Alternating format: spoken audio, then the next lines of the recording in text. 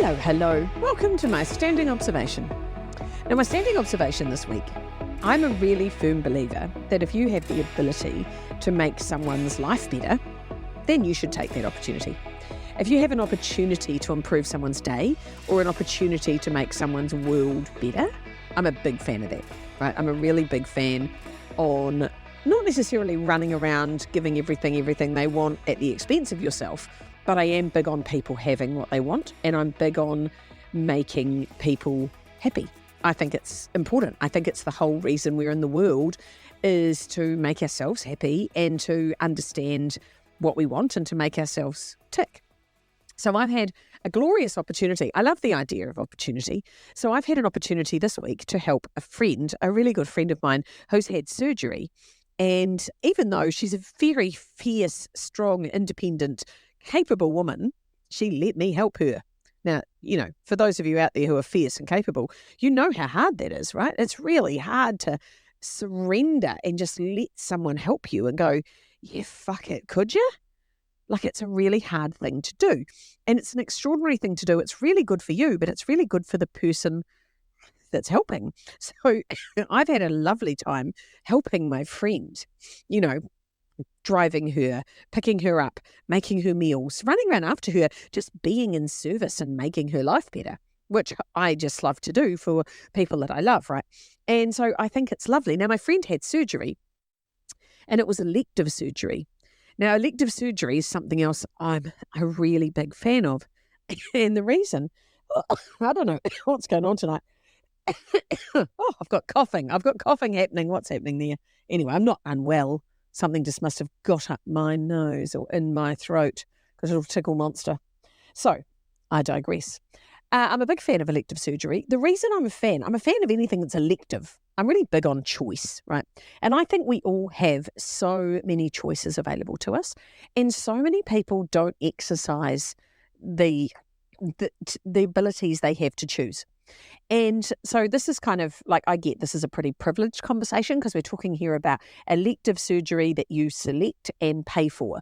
And there's millions and millions of people in the world who could never afford to have elective surgery. So I do understand. Having said that, I do know someone who saved and saved and saved and saved to have an elective surgery to have their eyes lifted because they had hooded eyes. Saved and saved and saved and squirreled very hard, earned money away for years and years and years to get the surgery that she desperately wanted. And by the time she met the surgeon said, I'm going to do this like in the public system because you literally are not going to be able to see soon. The skin above your eyes is so bad, it's going to hinder your ability to see. So can you imagine she'd saved like $18,000 to have her eyes operated on and then got to keep the $18,000 and have her eyes operated on? How good's that? Now, I'm not a plastic surgery junkie and I don't think people should go around just turning themselves into plastic fucking dolls. But if you have something that annoys you, something that could be better, and you have the ability to change that, I think you should. So about 3 years ago, I had my tummy fixed. So I had 4 children, 4 tenants lived in my building. 4 fucking people moved in and moved out, right? Now you can imagine the damage that 4 tenants do. So anyway, one of my stomach muscles, or 2 of them or something, split. And I was like, you know what, I'm going to have this fixed. Now people would suggest that I could go to a gym. I'm like, you know what, fuck off. A sit-up is not going to fix this. This is broken. It's broken, right? So I'm going to get it fixed. So off I went, and people were like, oh, I don't know why you're bothering. Your stomach's not that bad. I'm like, you know what? Don't tell me whether my stomach is that bad, right? I had this fucking fupper, this bloody judderbar that I didn't like it. And I thought, I want it gone. More important than that, I wanted my structure back. I'd lost my structure. The centre of me was like a fucking collapsed PAV. And I thought, I'm sick of this collapsed business. I want to be rebuilt. So I took myself off to a surgeon, and he was phenomenal, and he re-stitched all my tummy muscles back together. So they got rebound, like re-tightened. Then he cut off all the extra skin that I didn't fucking need because I stretched myself out of all reasonable proportion having babies and just tidied everything up, right? Glorious. Now, I didn't do it because I wanted to be Miss World. I didn't do it because I want to walk around in a bikini contest. I did it because I wanted to feel structurally sound, and I didn't want to have to I didn't want my clothing choices decided by a fucking flabby bit of skin. You know, I thought, I can do this. I've got the ability to do this. I'm going to. And it's a priority for me. So I put my money into it, right? Now I'm like, I don't drink, right? So all the money that people spend on alcohol, I'm going to spend on surgery, right? I don't have tattoos. All the money people spend on tattoos, I'm going to spend. Actually, I do have a couple of tattoos. I lie. But, you know, everyone's got things they choose to do, right? Now, my friend has had her boobs done. So she's been blessed with an ample breast. Blessed. She's been quite happy about that. But you know what? Heading into 50, you start to go, fuck, I don't know if I need to lug this around anymore, right? They've done their job, right? They're lovely. They've been extraordinary friends. But actually, if they could just weigh a bit less, that would be fucking helpful for my tiny frame and my little shoulders while I head into the second half of my life. Now, what blows me away about this is I meet people all the time that say things to me like, oh, I wish I could do that. And you know what? They can. They're sitting in, say, a freehold house. They're sitting with money in the bank. And they're actually choosing not to because they don't think they're enough of a priority.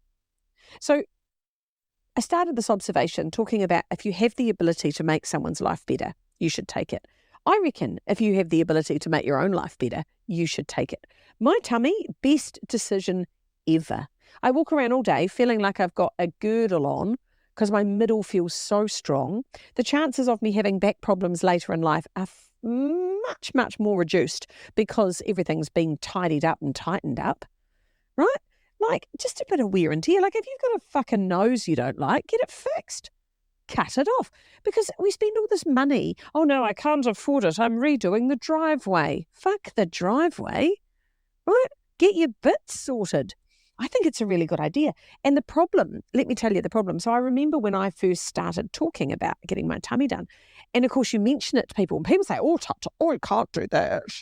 Why not? Yeah, I fucking can, right? I actually can. But you don't want to talk to people about it because they want you to justify it. They want to tell you why you can't do it. It's like if something's important to you, as long as it's sensible. Like, is it sensible? You know, if you've got absolutely no money, don't go and rack up a whole lot of debt to have your nose shorter. That's not probably very sensible, is it?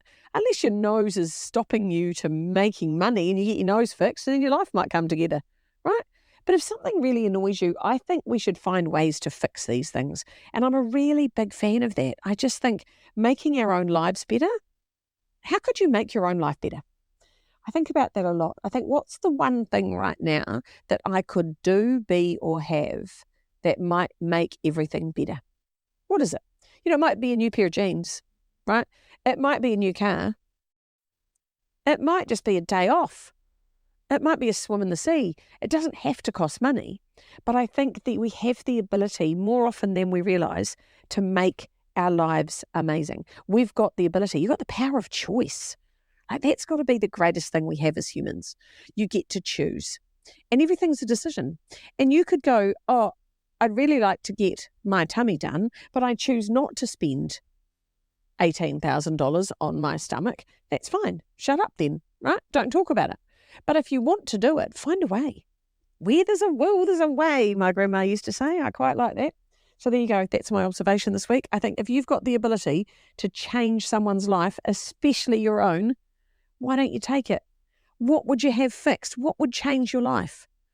What would be the thing that you go, oh my God, I don't like my teeth.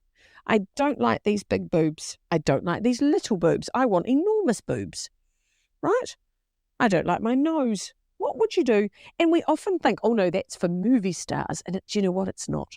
The hospital today, fucking full of people getting new bits, having bits moved. I love it.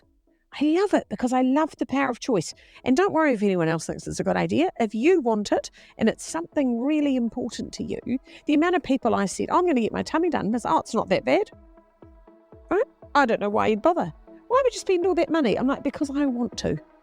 That's the only answer. Because I want to. You don't need to justify, just as the same way that no is a complete sentence, because I want to is also the best response to anything. Why are you doing that? Because I want to. Why are you wearing that? Because I want to. I love it. Try saying that next time. There you go. Have a wonderful, wonderful weekend. I'll see you on Monday.